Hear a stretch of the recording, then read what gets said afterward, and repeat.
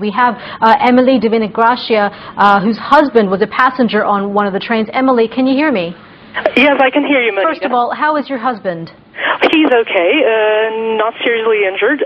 Most of the passengers were actually just had minor injuries, so those who were at the back of the train were thrown around but didn't get any injuries, major injuries like the ones on the head of the train, obviously. Well, thankfully your husband is doing okay and that he only had some minor injuries. Did he describe to you what actually happened?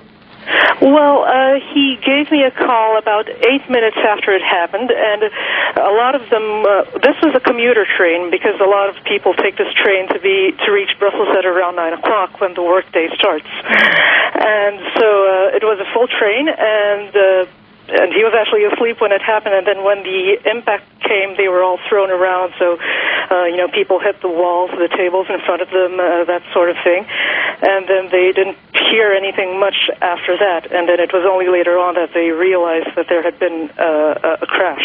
And then what happened once at what point then did he realize that there was something that seriously had happened and that the emergency crews reached the scene?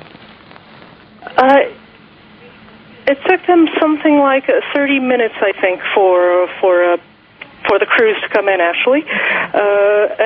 Again, like I said, a lot of the passengers didn't actually know what was going on, and they were just waiting for the buses to bring them to a nearby sports center, and that happened within the hour.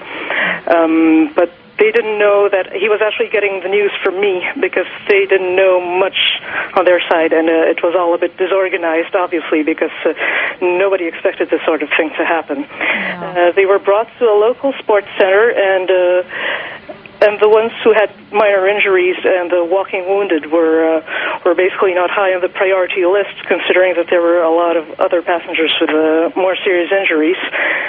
So the ones who could walk, the ones who could just make their way themselves were led to shuttle buses, and then they could take the buses to one of the nearby stations, either Halle or another station, I think Treinongeval, if I'm not mistaken. Okay. Emily, again, thank you so much for speaking with us.